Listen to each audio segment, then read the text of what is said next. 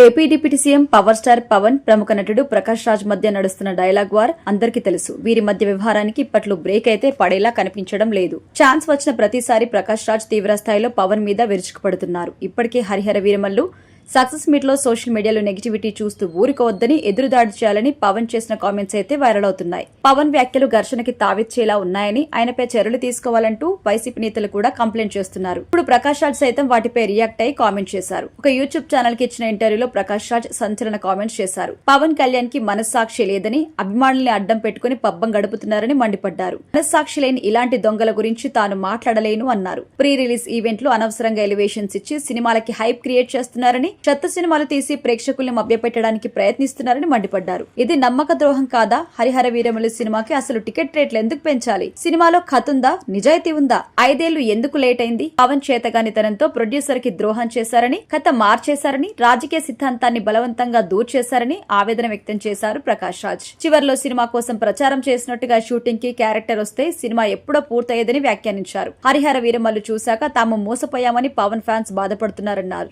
Stage మీద రెచ్చగొట్టేలా ఆ మాటలేంటని, గతంలో ఒక సినిమా ఫంక్షన్ లో మహేష్ బాబు, ఎన్టీఆర్ హీరోస్ అంతా బాగానే ఉంటాం, మా కోసం మీరు కొట్టుకోవద్దని చెప్పారని గుర్తు చేశారు. జనాలు మూర్ఖులు కాదని అన్నారు ప్రకాష్ రాజ్. పవన్ వల్ల ఒక డైరెక్టర్ వెళ్లిపోతే మరొకరిని తెచ్చుకున్నారని, ఆయన ఏమైనా సరిగ్గా డైరెక్షన్ చేయనిచ్చారా అంటే అది కూడా లేదు, కథలో వేలు పెట్టారని ఆరోపించారు. ఇష్టం వచ్చినట్టుగా సినిమా తీస్తే చూడ్డానికి ప్రేక్షకులు పిచ్చోలు కాదన్నారు. తనది కోపం కాదని, ఆవేదన అని, తాను పాలిటిక్స్ గురించి బయట మాట్లాడతాను కానీ సినిమాల్లో మాట్లాడను అని, తన అభిప్రాయాలు ప్రేక్షకుల మీద రుద్దకూడదని తెలిపారు. అయితే గతంలో సైతం ప్రకాష్ రాజ్ పలు ఇంటర్వ్యూలో పవన్ కళ్యాణ్ పై ఇదే రీతిలో కామెంట్స్ చేశారు. సనాతన ధర్మం, హిందీ భాష సహా పలు అంశాల్లో వీరి మధ్య విభేదాలు వచ్చినట్టుగా భావిస్తున్నారు. ప్రస్తుతం పవన్ కానీ, జనసేన నేతలు కానీ ప్రకాష్ రాజ్ వ్యాఖ్యల పట్ల ఎలా స్పందిస్తారో చూడాలి.